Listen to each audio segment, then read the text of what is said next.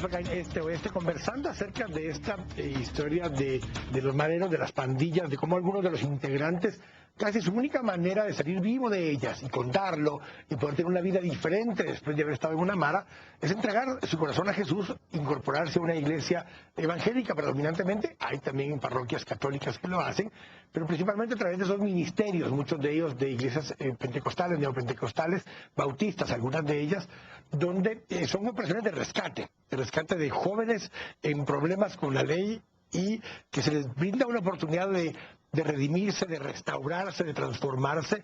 Y hay quienes critican, hay antropólogos y sociólogos que critican un poco esta actividad, estos ministerios, porque dicen, bueno, están enfocándose a resolver el problema individual de estas personas, a que ya no actúen de esa manera delictiva y violenta. Pero no se resuelve el problema estructural que tiene que ver con desigualdad, que tiene que ver con falta de oportunidades, que tiene que ver con familias desintegradas, con violencia en el hogar. O sea, son otra serie de características que alimentan esto y esas siguen sin ser atendidas un poco. Esa es parte de la crítica que hay hacia estas estructuras. Sí, hay cierto sentido en la crítica de que hay problemas profundas, estructurales, con una desigualdad que se siente eterna en estos países, que nutren a la problemática de la violencia juvenil. Y la preocupación de estas personas es de que a través de los ministerios de rescate disfrazan lo demás como un problema espiritual, de que los pastores están tratando un problema social con una receta espiritual. Creo que en algunos casos puede ser cierto, en otros casos yo creo que es el lenguaje de la iglesia o de las iglesias evangélicas, es un lenguaje altamente espiritual, pero si miramos la acción de los pastores de estas iglesias del barrio, se mira un compromiso profundo con su vecindad, se mira a un pastor acompañando a jóvenes, buscando trabajo para ellos, escribiendo cartas de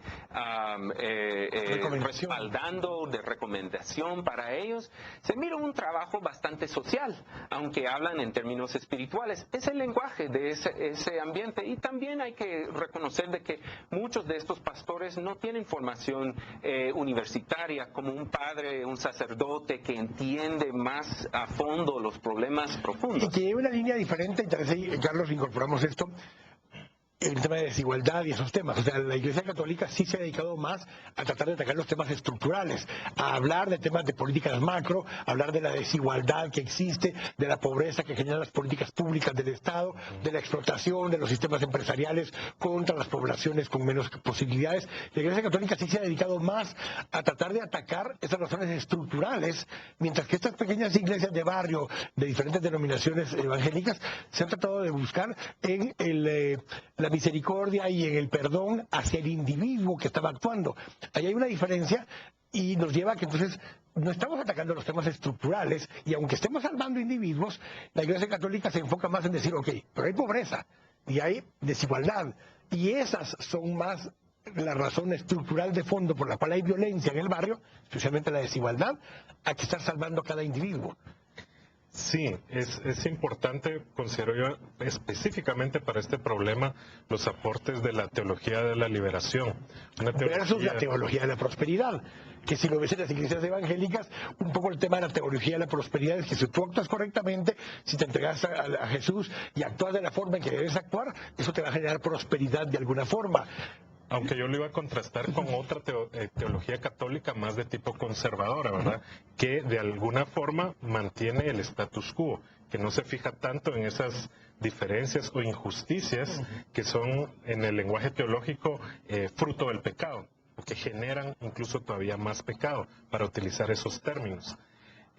Pero me gustó mucho en la presentación del libro, tuvimos de invitado a un teólogo, pastor y sociólogo presbiteriano, que habló de que uno de los problemas de las iglesias en general en Guatemala es, y lo dijo con esos dos calificativos, o son de una teología ingenua o son de una teología mítica, y que lo que hace falta es que haya una teología crítica, Y eso me pareció muy interesante, porque hay que poder entender todos estos fenómenos sociales no solo a través de un lenguaje espiritual, pero a través de las causas sociopolíticas que lo originaron y de las consecuencias sociopolíticas que generan. Entonces, uno de los principales aportes del libro de Roberto es que nos ayuda a llenar el vacío de causalidad entre lo que es una sociedad desigual y una sociedad violenta.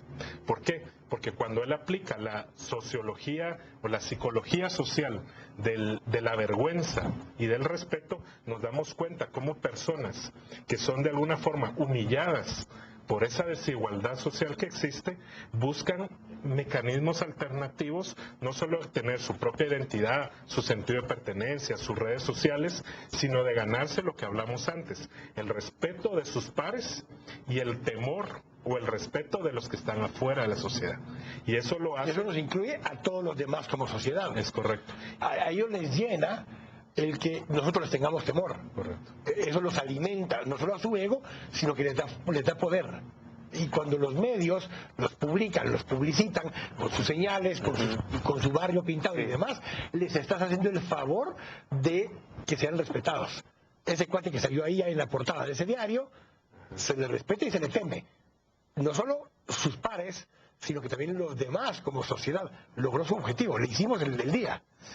Yo hablé con uno de los expandieros de Honduras, me contó de la vez que por fin, me dijo, por fin caí y la policía me agarró y salí en la prensa y yo sentí como que hubiera ganado el premio Nobel, dijo, porque salí en la tele y lo mandaron a la cárcel varios años, pero él feliz porque había como logrado ese estatus de haber sido captado de esa forma. Y más si vienen y la autoridad cuando te captura te señala, dice, este es el responsable de todas las extorsiones del sector.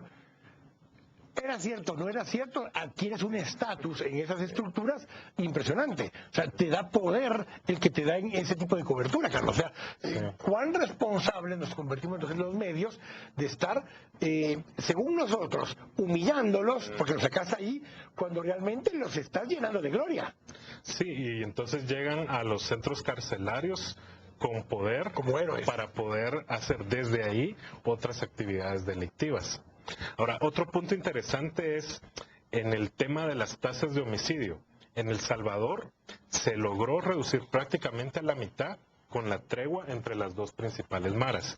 Posiblemente en Guatemala, si se llegara a dar una tregua como la que propone OEA, se pueda disminuir quizá en menor medida. Pero lo importante... Porque el nivel del involucramiento de las maras en las muertes violentas es menor, digamos, en este caso, a lo que pasa en El Salvador. Pero lo importante para contrastar nuestra tendencia de los últimos 3 años hacia una reducción en la tasa de homicidios es una pregunta que estuvo rondando en marzo en varias reuniones que tuvimos sobre por qué se explica esa tendencia, cómo. Y una de las explicaciones es, bueno, que quizá había una tregua de facto entre las pandillas, pero otro tema tiene que ver con la investigación de Roberto de por qué en determinado momento un pandillero decide retirarse. Y aquí la otra pregunta, además de ¿por qué son hombres? ¿Por qué son hombres jóvenes? O sea, ¿por qué la edad de 15 a 30 hombres años? Jóvenes urbanos de áreas urbanos marginales. Entonces aquí vienen elementos que a mí me gusta siempre citar, que son cuestiones más de tipo biológico, de la naturaleza humana. Es decir, el hombre, por sus niveles de testosterona que se empiezan a desarrollar en la pubertad y en la adolescencia, la misma testosterona te hace ser más agresivo. Y esa agresividad eventualmente se puede convertir en violencia. Ahora, hay 1 millón de jóvenes entre 15 y 30 años viviendo en estas áreas urbanos marginales en el área metropolitana, y solo hay 12.000 mareros. O sea, todos pasan por el proceso de la testosterona, pero no todos se llegan a convertir en violentos y en mareros, Carlos. Exacto, y aquí viene otro factor que es todavía mucho más biológico, que tiene que ver con genética. O sea, hay un llamado gen guerrero que tiene, claro, unas implicaciones éticas en la discusión de eso, sobre todo desde el punto de vista de los que atacan el determinismo, pero su planteamiento no es determinista, sino hay gente posiblemente que tiene más tendencia a que cuando interactúa con abusos durante la infancia y tiene esa propensión, entonces si está expuesto a ciertos factores de riesgo en particular medioambientales, y tiene ya también esas características genéticas o biológicas, es más propenso a que participe y se vuelva un actor violento. y ese gen no lo tenemos todos. Número 2 y número 3, el tema de la edad de retiro, que tiene que ver con el desarrollo del cerebro y la parte prefrontal del cerebro, que es la que nos ayuda a medir las consecuencias de nuestros actos, a evaluar y a restringir esa parte más instintiva. Y se va formando y va madurando hasta llegar a los 30 años. Y entonces un poco la duda de la gente sería, bueno, si se dio la tregua ya, las estadísticas que estábamos hablando, no necesariamente se dan las condiciones exactamente igual que en El Salvador. En Guatemala, cuando se empezó a reducir las muertes violentas desde el año 2009 para acá, sucedieron 3 o 4 cosas. Uno, hubo un barrio donde efectivamente terminó a haber no una tregua, una firma de paz, digamos, que fue Ciudad Peronia, uno de los lugares donde más violencia había en el territorio. Y entonces, entre los metales y los caballos, que eran las dos maras predominantes que habían matado a todos los salvatruchas y de la 18. ¿Acuerdo de paz por lo del pastor? Fue un acuerdo de paz con Mardoqueo Fuentes. ¿O fue después el... No, fue un acuerdo de paz entre ellos derivado de la participación de un pastor de un pentecostal, Mardoqueo Fuentes, que trabaja con ellos, que logra que hagan una firma de paz, y como es un lugar que tiene accesos restringidos, una entrada, una salida, y ellos mantienen control sobre esto, logran hacer una firma de paz donde en ese momento se reduce a 0 las muertes violentas en el lugar. Entonces, hay particularidades muy especiales de ese barrio que se amarran al tema de que sí había un alto índice de violencia vinculado a maras, pero no aplica eso para todo el país en este caso, Robert. ¿Me estás preguntando? Sí, no aplicaría eso exactamente como en El Salvador, que pudiera pasar a esos niveles de incidencia una tregua. No sé si entiendo bien la pregunta. Si es, o sea, yo siempre apuesto a favor de tratos locales, de trabajar con gente que, en primer lugar, en forma cara a cara, con personas reconocidas, confiadas del mismo barrio. La iglesia, tanto la evangélica como la católica, siempre tiene cierta legitimidad, entonces sí puede jugar ese papel de mediador entre los dos, porque tiene... Pero tú pones en duda esto otro importante, esto que venga un facilitador extranjero, alguien de OEA, que diga yo vengo y voy a hacer la tregua porque voy a hablar con la gente. No quiero decir que no se debería de intentar, pero yo siempre tengo más fe en los actores locales, porque qué tal cuando ya los del barrio oeste empiecen a dudar de los beneficios que están llegando desde la tregua y empiezan a dudar de los motivos, los móviles de encima.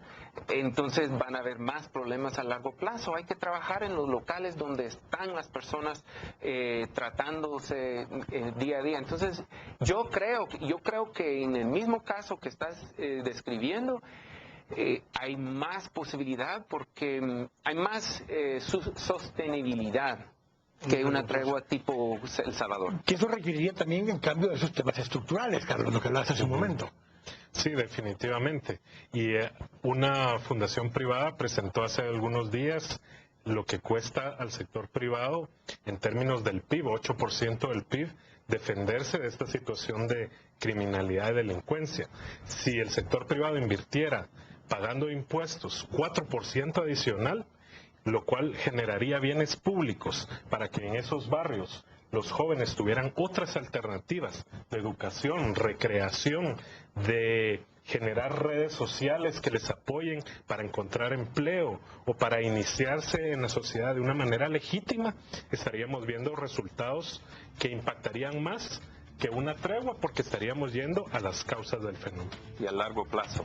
Y que sean sostenibles a largo plazo. Robert, gracias. Y bueno, solo enseñamos aquí un poco el libro para que la gente lo pueda ver. Sí. Es un libro que se llama Homies and Hermanos, God and Gangs en Centroamérica. Está disponible en Sophos. Lo quiere adquirir. Es un libro interesante, es un libro que tiene mucha información de este tipo que estábamos hablando. Así que Robert, gracias por habernos acompañado. Carlos, gracias por habernos acompañado también. Y a ustedes, gracias por habernos acompañado esta vez. Buenas noches. Que lo bendiga. Nos vemos el próximo.